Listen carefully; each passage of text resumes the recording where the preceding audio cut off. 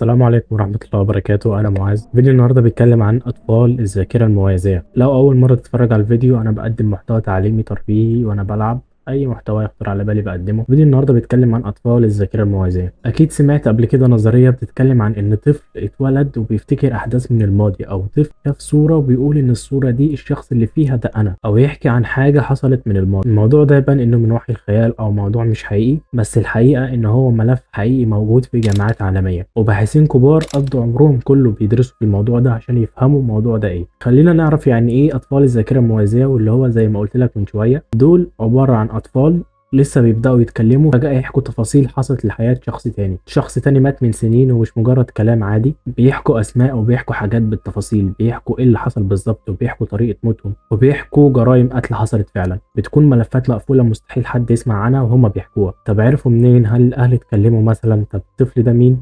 هنعرف النهارده كل التفاصيل دي. الظاهرة دي اسمها Past Life Memories in Children. تعال احكي لك الموضوع ده حقيقي ولا لا، وايه اشهر القصص اللي حصلت وحيرت العالم. قبل ما نبدأ في الموضوع ده، عايزين نعرف هو الموضوع ده حقيقي ولا لا. بص، هو مفيش اثبات قاطع ان الموضوع ده حقيقي. ممكن تكون حاجات حصلت والناس زوروا التاريخ بتاعها، او تكون نظريات الناس بيقولوها كده وخلاص، او اطفال بيحكوا هلاوس بتجيلهم. معروف ان الاطفال بيجيلهم هلاوس او مخيلتهم بتبقى واسعة، فممكن يكون حصل موقف مشابه للي الاطفال حكوه، الموضوع اتسمى وكبر. بس الله اعلم، في ادلة قوية بتقول ان الموضوع ده موجود، لأن الأطفال بيحكوا تفاصيل حقيقية وحصلت فعلا. أشهر واحد درس الموضوع ده هو إيان ستيفنسون. ده كان رئيس قسم الدراسات النفسية في جامعة فيرجينيا.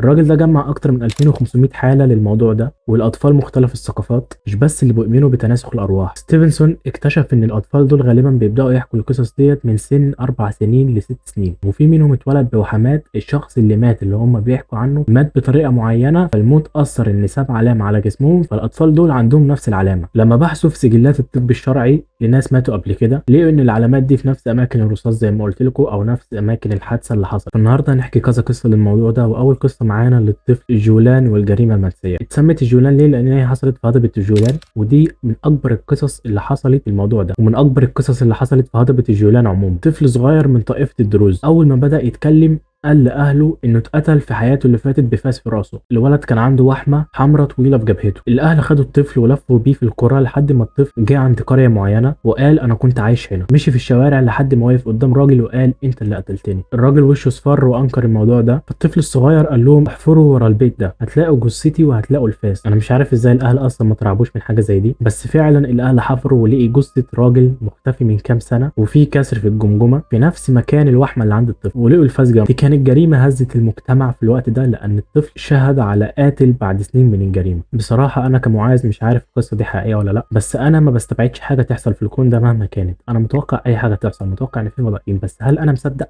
لا، بس أنا متوقع. يعني فاهمين؟ عارفين أنتوا لما تاخدوا كلام من هنا وتطلعوه من هنا، اللي هو أنت لما الحاجة تحصل أنت مش هتبقى مستغرب، بس انت مش مصدق لان انت لسه ما شفتش. الموضوع ده غريب، انا بلاحظه في بشر. لاحظت حاجه غريبه، ان البشر مجموعات، كل مجموعه شبه بعض في الصفات، في الشكل، مش في الملامح، في الشكل. شبه بعض في الجسم، في هيئه الحركه، في هيئه الشكل، بصوا في كل حاجه. انا لاحظت الموضوع ده والله. مش عارف في حد لاحظ الموضوع ده ولا لا. مثلا قابلت حد تحسه من منطقه معينه، او يشبهك بحد قريبك، او ناس تكون شبه حد. لو مش فاهمني، الموضوع عامل زي متلازمه داون كده. هتحس كلهم فيهم نفس الشكل، نفس الصفة، نفس الهيئة، بس مش نفس التفكير ولا نفس التربية ولا نفس الدماغ، بس هتحسهم فيهم أفكار من بعض وتصرفات من بعض. أنا بحس ده كده على البشر كلهم. فالصراحة الموضوع ده غريب، وفي مناطق معينة بحس شعبها غريب، عكس المنطقة اللي أنت عايش فيها شعبهم من تعريفهم ناس عاديين تتعامل معاهم. لا، دول بقى تحسهم أجناس مختلفة. أنا ببقى ماشي مش مرتاح لهم، ببص لهم مش عارف أنتوا من مصر ولا عايشين معانا إزاي، ولا أنتوا منين، ولا في حاجة غريبة. بحس بشعور غريب، فمش عارف حد لاحظ الموضوع ده ولا لا. بس أنا بحثت عن الموضوع ده، كنت شايف إن هم بيعبدوا حاجة معينة، أو تقريبا شيعة او حاجه زي، مش عارف يعني، مش عارف. بس يعني هم ايه، بس هم مش نفس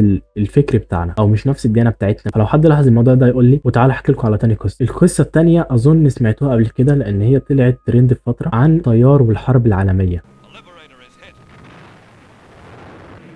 شخص اسمه جيمس لينينجر، من وهو عنده سنتين كان بيجيله كوابيس بشعه عن طياره بتقع وهي مولعه. الولد ما كانش بس بيصوت، الولد كان بيحكي تفاصيل تقنيه في الطياره، زي موتورها ومشاكل في الطياره، ولا اكنه كان شخص مالك طياره وكان بيسوقها قبل كده. زي ما تقول روح الطيار اللي كان بيسوق الطياره ديت اتنقل لجسم الطفل ده. الولد قال لابوه انا كنت طيار وطيارتي اتضربت من اليابانيين ووقعت في البحر. ولما الاب ساله عن اسم السفينه اللي طار منها قال اسم ناتوما. ولما ساله كنت بتطير مع مين قال واحد صاحبي اسمه جاك لارسون. الاب بدا يدور في ارشيف البحريه عايز يعرف كلام الطفل ده صح ولا غلط، الطفل جاب المعلومات دي منين، واتصدم لما لقي فعلا سفينه اسمها ناتوما، وكان في طيار اسمه جيمس هيوستن اتقتل فعلا في معركه جويه، وكان صاحب المركب اسمه جاك لارسون، نفس الشخص اللي الطفل قال ان هو ده كان صاحبه وكان شريك معاه في الحرب. الطفل عرف كل ده وهو يا دوب لسه بيتعلم يمسك المعلقه. حصل ازاي الموضوع ده الله اعلم، بس القصه دي كانت مشهوره وناس كتير بتتكلم عنها وطلع عنها نظريات كتير، واعتقد يعني على ما اتذكر ان ميس ليمو اتكلمت عنها. مش فاكر بصراحه، كنت بتابعها زمان وحاليا انا ما بتابعش، بس ديت القناه المفضله بتاعتي يعني. القصه الثالثه لوك وحريق شيكاغو. في طفل تاني اسمه لوك كان مهووس بان كل حاجه تبقى نظيفه، وكان دايما يكرر اسم باميلا. فامه سالته مين باميلا ده، قال لها انا كنت باميلا بس انا مت ورحت عند ربنا وبعدين رجعت تاني بيبي وانت بقيتي امي. حكى انه مات في حريقه كبيره وانه نط من الشباك عشان يهرب من الحريقه ومات. الام بحثت ولقيت فعلا ان في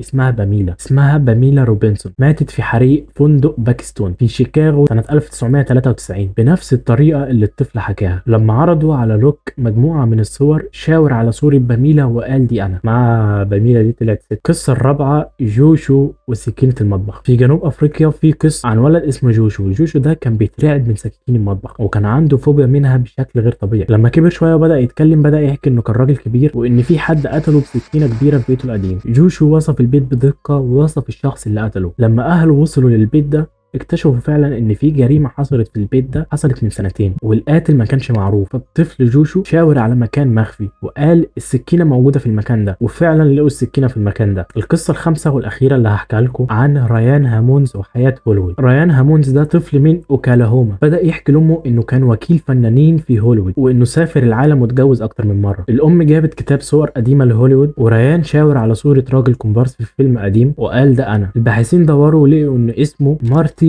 وكل التفاصيل اللي ريان قالها عن انه اتجوز طلعت حقيقيه فعلا عن الراجل ده، زي عدد بناته ولون عربياته وحتى السن اللي مات فيه اللي هو 61 سنه. لقوا ان المعلومات دي كلها صحيحه 100% بعد ما راجعوا سجلات الوفاه اللي ما كانتش منشوره. الخلاصه وراي العلم في الموضوع ده، وهل احنا نصدق حاجه زي كده ولا لا؟ انا قلت لك انت تتوقع ان ممكن حاجه زي كده تكون حقيقيه بس ما تصدقش. العلماء منقسمين، في قسم بيقول نفس اللي انا قلته اللي هو ممكن يكون الاطفال سمعوا حاجات او احداث حصلت او الاهل حكوا حاجه قدامهم او سمعوا حاجه عن التلفزيون، والاطفال بيبقى عقلهم واسع شويه فبداوا يتخيلوا الموضوع بشكل اكبر ويحكوا القصص ديت بمخيلتهم، وده فعلا تفسير منطقي للموضوع اللي بيحصل. بس في فريق تاني زي الدكتور جيم تاكر بيقول ان في حالات مستحيل تتفسر بالصدفه والدقه دي، خصوصا لما الطفل يعرف مكان الجثه او سلاح الجريمه وحاجات محدش يعرفها غير القاتل والضحيه، ودي بتفضل واحده من اكبر الالغاز اللي لسه ما اتحلتش لحد دلوقتي واللي بتواجه علم النفس والطب الشرعي. الاغرب من كده ان الذكريات دي بتختفي تماما لما الطفل يبدا يوصل لسن ال7 سنين، كأن العقل بيعمل مسح للبيانات اللي الطفل كان مخزنها عشان الطفل يبدأ حياة جديدة. طب هل لو الطفل ده كبر وهو فاكر الحاجات دي ايه اللي هيحصل؟ الله اعلم، بس ده بيفسر حاجة معينة. هو احنا مين فعلا؟ يعني انا اللي بكلمك دلوقتي انا فعلا ولا ديت روحي